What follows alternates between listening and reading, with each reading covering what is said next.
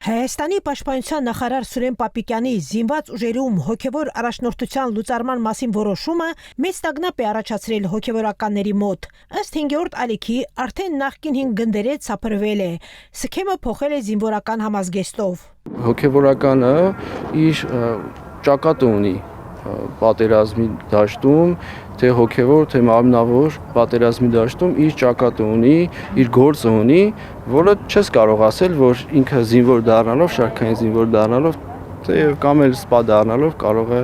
ավելի շատ օգուտ տալ։ Հայկական բանակում այլևս հոգևորական չի մնացել, նրանք այսուհետև շարքային զինծառայողներ են։ Այդ ինստիտուտի կազմաքանդումը մեծ վնաս է հասցնելու զորքերում առկա մթնոլորտին եւ մարտականությանը։ Լրագրողի զրույցում բողոքել է գնդերեց Վահան Ավագյանը։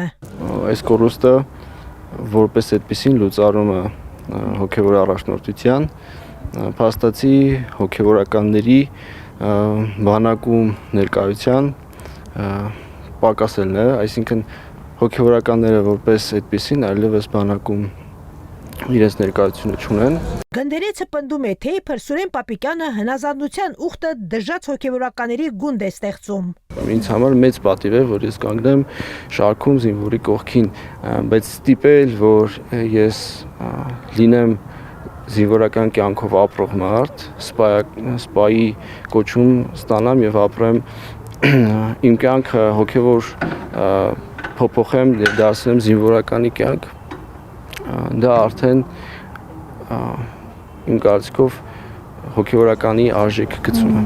Նշեմ, Հայաստանում արդեն երկար ժամանակ քաղաքացիներից շատերը պահանջում են Սուրեն Պապիկյանից լուծարել հոգևոր ծառայությունը, պնդելով, որ դա հակասում է օրինականության եւ ժողովրդավարության սկզբունքներին։ Վաղուց հայտնի է, որ բոլոր ժամանակներում հայ հոգևորականները բերում են ոչ թե խաղաղություն եւ հաշտեցում, այլ թշնաման եւ ատելություն, հայերին հակադրելով ադրբեջանցիների եւ թուրքերի դեմ։ Նրանցից շատերը զենքը ձեռքին մասնակցել են ադրբեջանական տարածքների օկուպացիային եւ խաղ ադրբեջանցիների սպանությանը։ Այդ ուղին գիտակցաբար ընտրել են տասնյակ հայ քահանաներ, այդ թվում Բագրատ Գալստանյանը, Միքայել Աջապագյանը եւ այլոք։ Գալստանյանը նույնիսկ շարժում էր ստեղծել, բողոքի ցույցեր էր անցկացնում, անընդհատ հայտարարելով, որ անհրաժեշտ է ազատագրել Ղարաբաղը, այսինքն պատերազմ սկսել Ադրբեջանի դեմ եւ օկուպացնել ադրբեջանական հողերը, ինչպես դա տեղի ունեցավ 1990-ականների սկզբին։ Միևնույն ժամանակ նա պնդում էր, որ գործում է կաթողիկոսի օրհնությամբ։ Սա նրա վառապացույցն է, որ Գարեգին II տարիներ շարունակ